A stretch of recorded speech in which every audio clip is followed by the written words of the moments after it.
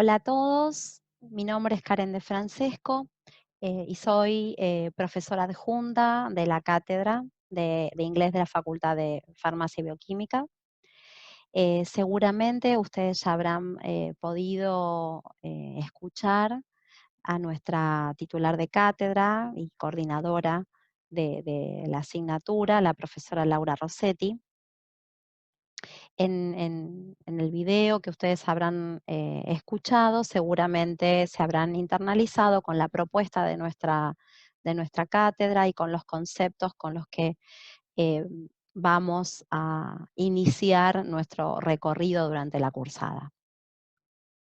La propuesta de este video es compartir con ustedes los conceptos más importantes que van a comprender este teórico número 1 y tratar en algún punto de acercarnos de alguna manera a lo que originalmente conocemos como las clases teóricas.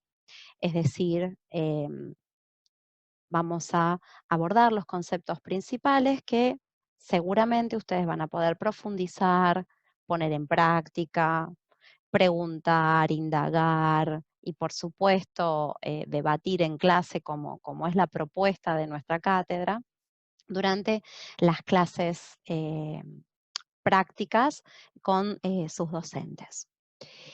Mientras tanto, lo que vamos a hacer acá es ir abordando los conceptos más importantes y, digamos, adentrarnos en las nociones que van a ser eje de nuestra propuesta académica. Para eso entonces les voy a compartir el primer teórico, ¿sí? Y vamos a ir entonces acompañando a la presentación con una serie de explicaciones para que ustedes puedan ir visualizando las nociones de una manera más dinámica.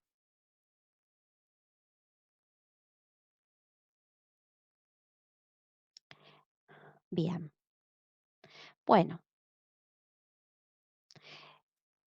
tenemos aquí entonces nuestro primer teórico. Les queremos recordar que nuestra asignatura es una asignatura que, por supuesto, no está focalizada en digamos, en la lengua y en el código lingüístico, sino que nuestra propuesta, como ya habrán escuchado a la profesora Rossetti, es una propuesta de alfabetización académica y científica. Para ello, entonces, vamos a explicar un poquito los conceptos comprendidos dentro de nuestra propuesta.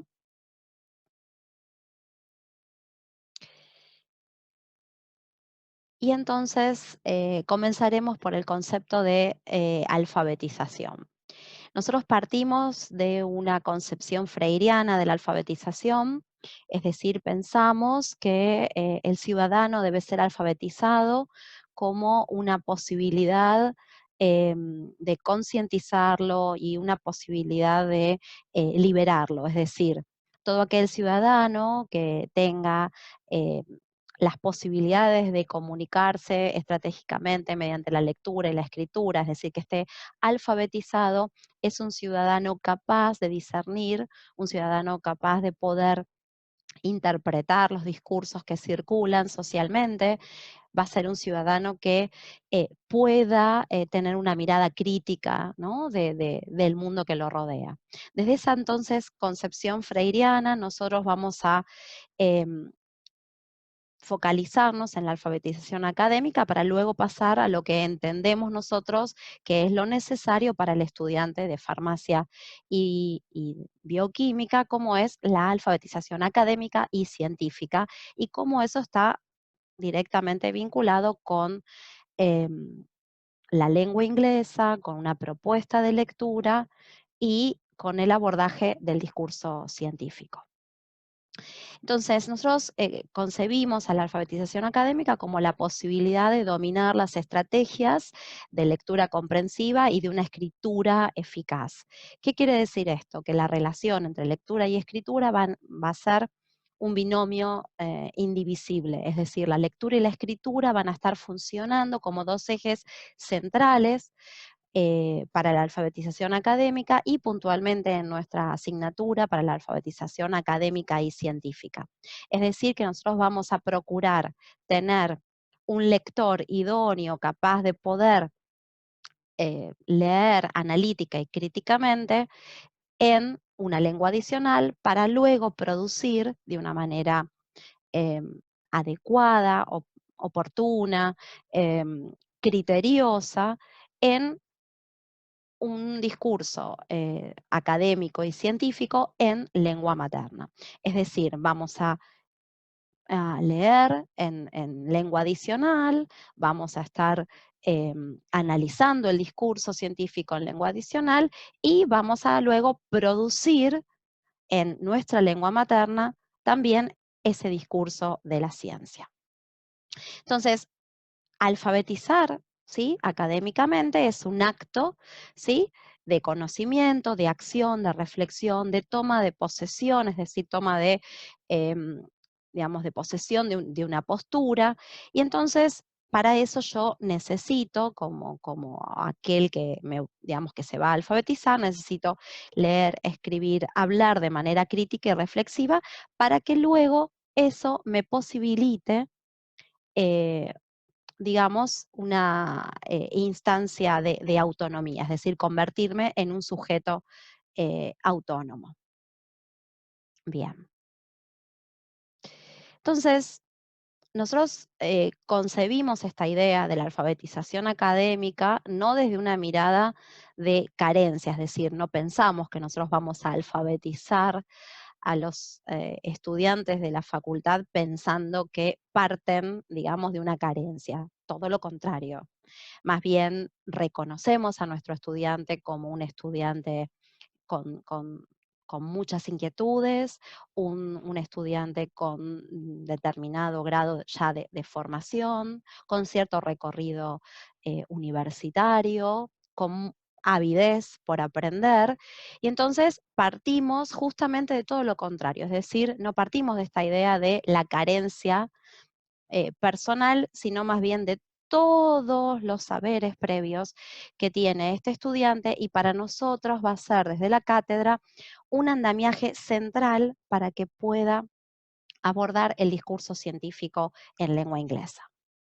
Entonces, pensamos en este saber, digamos, como la posibilidad de contactarnos con distintas praxis, es decir, si yo necesito alfabetizarme académica y científicamente porque voy a ser un futuro profesional de la salud, un científico especializado en algún campo de la salud, yo tengo que interactuar con distintas praxis para que eso luego me pueda facilitar, digamos, mi formación, mi inserción en el mercado laboral o en el ámbito científico, y de esa manera entonces yo digamos, poder alzar mi voz, ¿no? Como un profesional de la salud.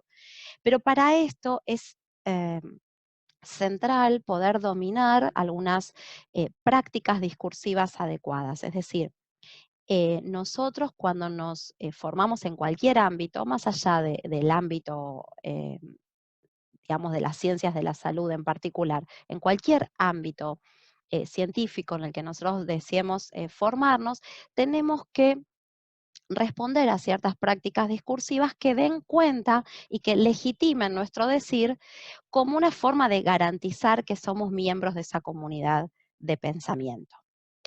Quiere decir entonces que desde nuestro espacio curricular, ¿qué queremos hacer? Bueno, queremos contribuir con mucho entusiasmo y mucha dedicación a la alfabetización académica y científica de los estudiantes de la Facultad de Farmacia y Bioquímica, y nuestro objetivo va a ser desarrollar lo que vamos a entender como un macro saber, es decir, un macro saber que atraviese la formación de los estudiantes. ¿Por qué decimos un macro saber? Porque no es el conocimiento de la lengua inglesa, no es el conocimiento de la escritura puntualmente en lengua castellana, sino una suerte de transversalidad en la que vamos a poner en juego la lectura con la escritura, dos lenguas que van a estar interactuando todo el tiempo, pero todo eso articulado con el conocimiento de cómo se habla dentro de un ámbito científico, cuáles son sus formatos más frecuentes y cuáles son sus prácticas discursivas que dan cuenta de un saber científico. Es decir, que ese macro saber al que nosotros queremos contribuir dista mucho, ¿sí?, de ser un interés por el ámbito meramente lingüístico, ¿sí? Es decir, que el conocimiento de la lengua inglesa acá simplemente va a ser una variable a tener en cuenta, ¿sí? Muy bien. Entonces, les presentamos qué es lo que entendemos y desde la propuesta y la cosmovisión de nuestra cátedra, qué entendemos por alfabetización académica y científica para los estudiantes de la Facultad de Farmacia y Bioquímica.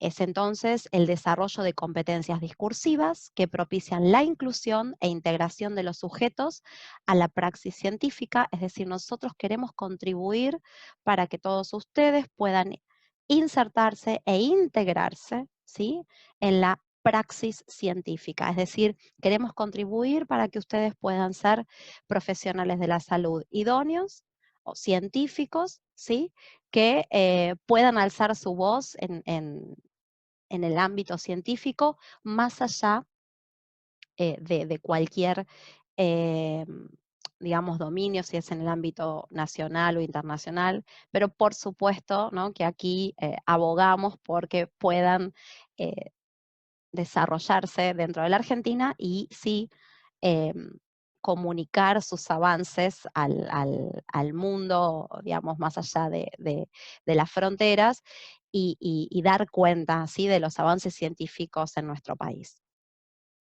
Entonces, queremos propiciar entonces la inclusión e integración de los sujetos a la praxis científica. Sigo leyendo eh, la definición.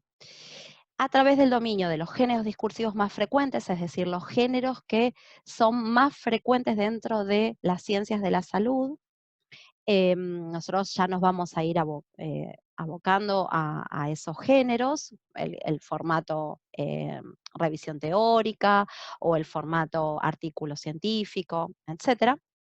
Proceso activado, digamos, este dominio, ¿no?, de los géneros discursivos va a ser un proceso activado por la lectura comprensiva y la escritura eficaz que permite el conocimiento de la discusión científica, o sea, puedo acceder, ¿sí?, a la discusión científica, puedo interpretarla y a partir de ahí, en esa interpretación, por supuesto, puedo tener una postura analítica y crítica, que es lo que esperamos, y poner en escena lo que vamos a conocer como un etos epistémico, que ya analizaremos a continuación. Entonces, desde esta aproximación a la alfabetización académica y científica, entonces pensamos que eh, el futuro profesional de la salud debe hacer oír su voz, ¿sí?, en la praxis científica transnacional, es decir, queremos que pueda alzar su voz, ya sea en la Argentina como en otros países. Y para esto debe desarrollar competencias discursivas, ¿sí?, que le permitan leer, interpretar y conceptualizar las nociones que circulan en el discurso científico en inglés. Por supuesto que, bueno, ¿por qué en inglés? Em, l- Muy lejos de concebir al inglés como una lengua franca, digamos, o como una lengua, digamos, internacional, somos conscientes de que es una lengua hegemónica, es un código lingüístico que da cuenta, digamos, de un del dominio que tienen los países angloparlantes, y que dada esa situación que puede tener, por supuesto, como todos sabemos, muchísimos efectos negativos sobre la Argentina, nosotros lo que queremos que es, bueno, que nuestro futuro científico pueda eh, adquirir las estrategias necesarias, pueda alfabetizarse académica y científicamente, eh, en lengua inglesa y en lengua castellana, por supuesto, de manera indistinta. ¿Para qué? Para poder ponerse en diálogo, ¿sí?, con otros científicos de otros países, y sabiendo que, bueno, que es una lengua hegemónica con todo lo que eso implica, bueno, poder dominarla y poder manejarnos en el ámbito científico en esa lengua nos garantiza poder hacer oír nuestros avances. Entonces, para eso es central em, una cuestión que es básica, que es el desarrollo de una práctica lectora global, estratégica, dialógica e interactiva. Es decir, debemos poder abordar los textos en un proceso de lectura de una manera lograr global e integral. Debemos ser grandes estrategas porque, bueno, la lectura en otra lengua nos va a presentar muchas dificultades que bien vamos a poder sortearlas y vamos a poder salir airosos. Y esta práctica lectora al mismo tiempo es dialógica e interactiva, es decir, dialógica en términos eh, intrasubjetivos e intersubjetivos. Es decir, dialógica en términos de dialogar eh, y o sea, poner en interacción el texto con nuestros saberes previos, pero al mismo tiempo dialogar intersubjetivamente, es decir, dialogar con el otro, dialogar con un compañero, dialogar en grupos. Nosotros desde la cátedra vamos a fomentar fuertemente el trabajo colaborativo. Es decir, que el diálogo y la interacción son centrales. ¿Por qué? Porque conocimiento se co-construye. Eso es central, digamos, eh, estamos justamente estamos atravesando una situación particular que claramente sabemos que de manera individual no podemos hacer nada, sino que todo es colectivo y muy distante de una cosmovisión de que el individuo aprende solito, desde nuestra cátedra concebimos el aprendizaje como una co-construcción. Al mismo tiempo, además de desarrollar las estrategias de este proceso de lectura global, dialógica e interactiva, sabemos que el otro eje es el dominio del discurso científico en general y particularmente el dominio de los géneros discursivos más recurrentes dentro de las ciencias de la salud. Entonces, acá tenemos un pequeño gráfico para que vean entonces que una aproximación a la alfabetización académica y científica, entonces, se erige, digamos, sobre dos ejes centrales. Esta práctica lectora, global, estratégica, dialógica e interactiva, y el dominio del discurso científico con todo lo que eso implica, es decir, el dominio de los géneros y este desarrollo de un etos epistémico que mencionamos previamente, que va de la mano del discurso científico. Es decir, para que circule un discurso científico debe circular esta imagen que se debe construir de quien esté enunciando, este etos que voy a explicar a continuación. Y cuando, bueno, hablamos de un etos epistémico, por supuesto estamos hablando de la circulación del saber científico. Pasemos entonces a explicar qué entendemos por este etos epistémico. Como ustedes sabrán, hay dos conceptos muy básicos que probablemente habrán leído, que es digamos, el concepto de la doxa y el concepto de la episteme. La doxa es el discurso y la opinión vulgar, es decir, la circulación de ideas que provienen del el conocimiento popular y del sentido común. Mientras que la episteme implica digamos, un saber científico eh, abordado desde la comprobación y desde el análisis y desde los fundamentos de la ciencia. Con esta breve introducción, les digo entonces qué implica este etos epistémico. Cuando hablamos de etos, muy brevemente les contamos que etos es un concepto que ya, digamos, fue abordado, digamos, abordado históricamente. Originalmente se abordaba desde la retórica antigua, y etos en griego significa personaje, significa un personaje equilibrado, es decir, un personaje capaz de poner en equilibrio y balancear las emociones con la razón. A partir de este concepto original de etos, desde la retórica antigua se concebía el etos como la construcción de una imagen de sí que pone en marcha el enunciador, ¿sí? En su discurso. ¿Para qué? Para lograr, digamos, tener cierto impacto e influencia sobre su enunciatario. Entonces, históricamente, cuando se hablaba de etos, se hablaba de esta imagen de sí que construye el enunciador.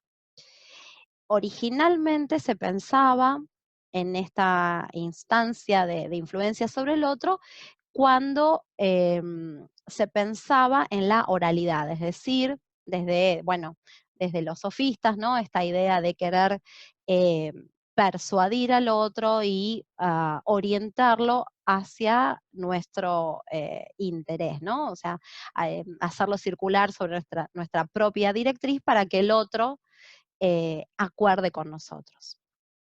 Más allá de esa concepción tradicional de la noción de etos, el concepto de etos es abordado por los estudios del discurso, digamos, en la actualidad, dentro de los estudios vinculados con el discurso científico o con el discurso político, muy profundamente se hace desde los estudios del discurso político, pero en nuestro caso particular vamos a hablar de digamos, de una noción de etos vinculado con el saber.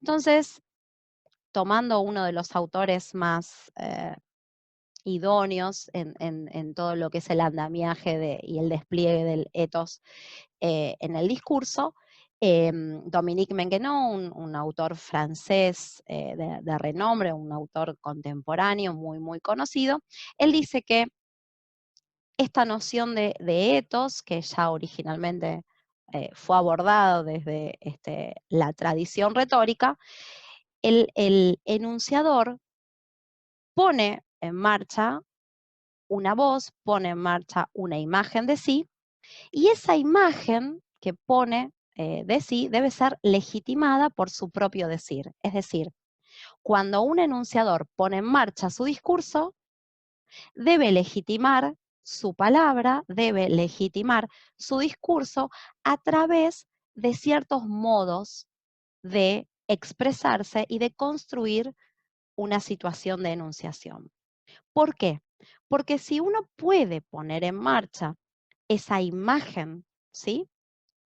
Discursiva, esa imagen del enunciador eh, legitimada, lo que se está garantizando ese enunciador es un posicionamiento institucional, es decir, un posicionamiento en el que marca una relación con el saber, ¿no? Una relación con el saber y con el poder.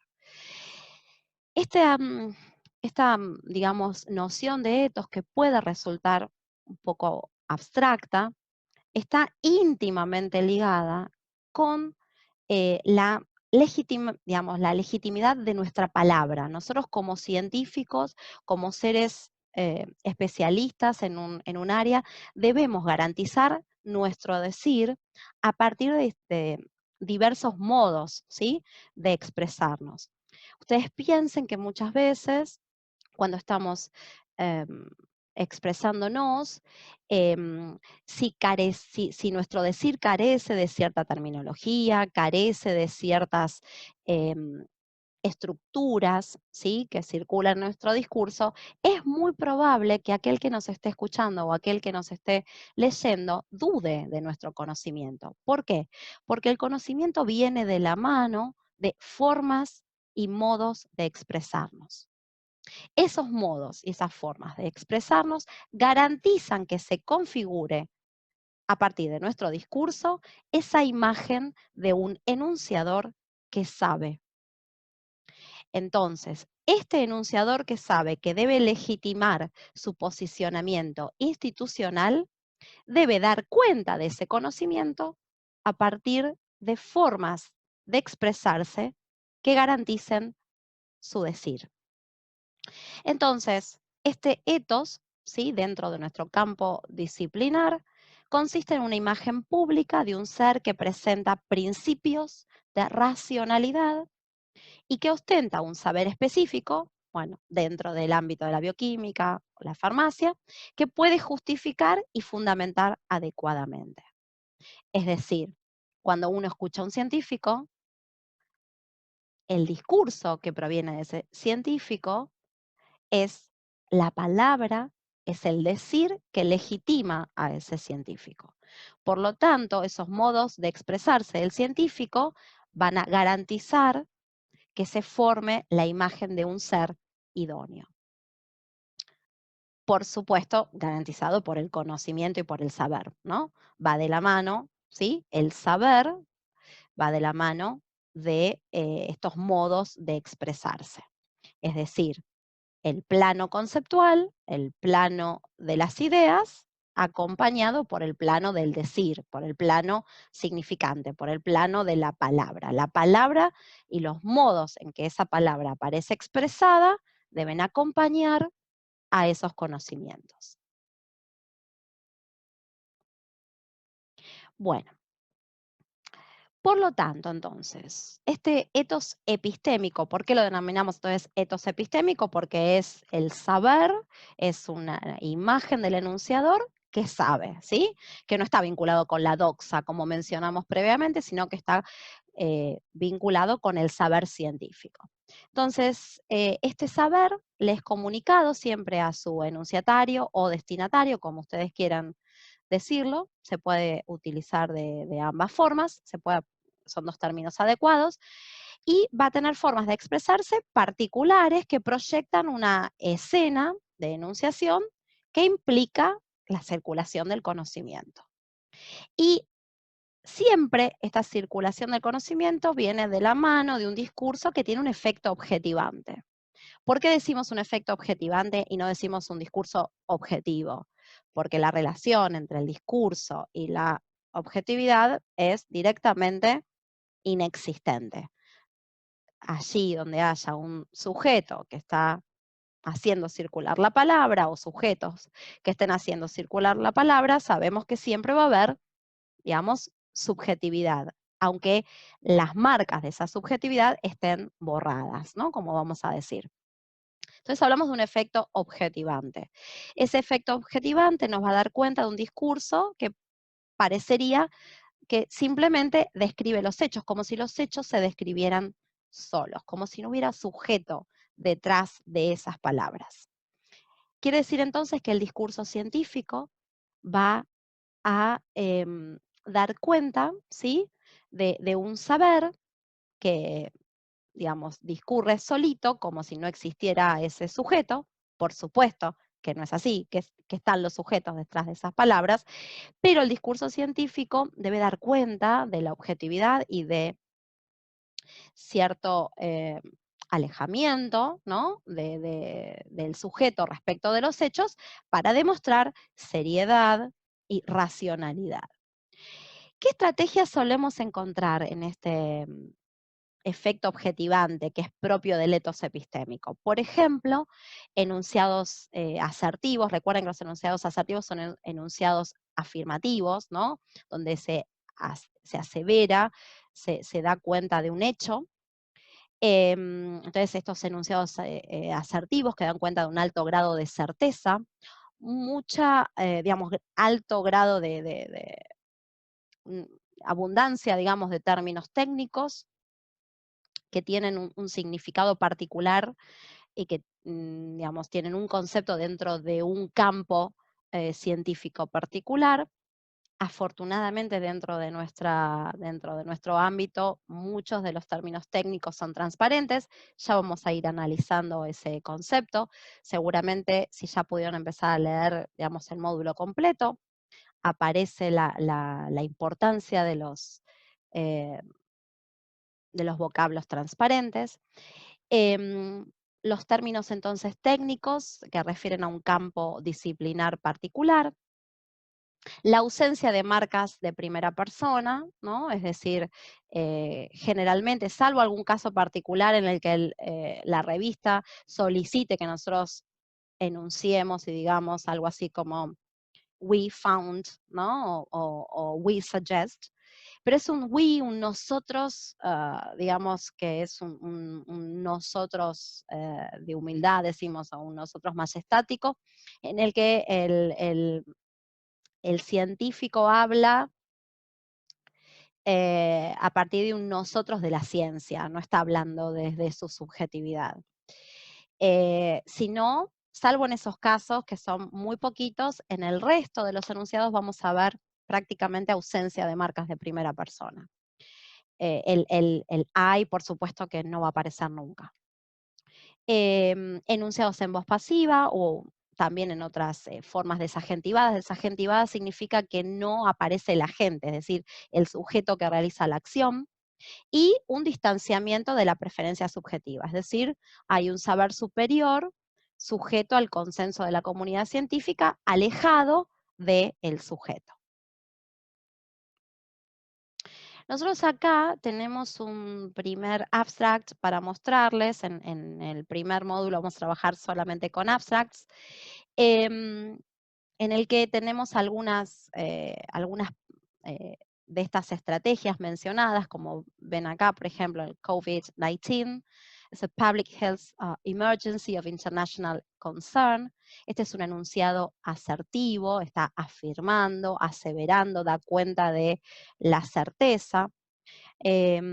Si ven, por ejemplo, hacia el final, ¿sí? Cuando dice, the aim of this systematic review was to summarize the evidence regarding chloroquine for the treatment of COVID-19.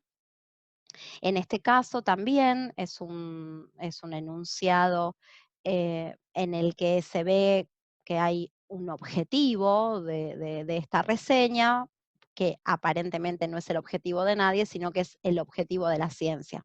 Ese es un ejemplo de un enunciado desagentivado. El sujeto está borrado, el agente de la acción está borrado, ¿sí?, del discurso, propiciando este efecto objetivante. Si ven, por ejemplo, la parte de métodos, ¿sí? Continúa la voz pasiva, la ausencia de las marcas de primera persona. Si ven, por ejemplo, en la parte de resultados, eh, por ejemplo, podemos observar,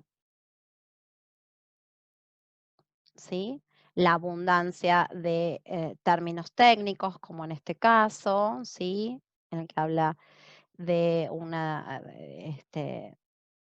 de los virus, ¿sí? En este caso, ¿sí? Como verán, o en este caso, ¿sí? Abundancia de términos técnicos, ¿sí? Como les estoy señalando. Muy bien.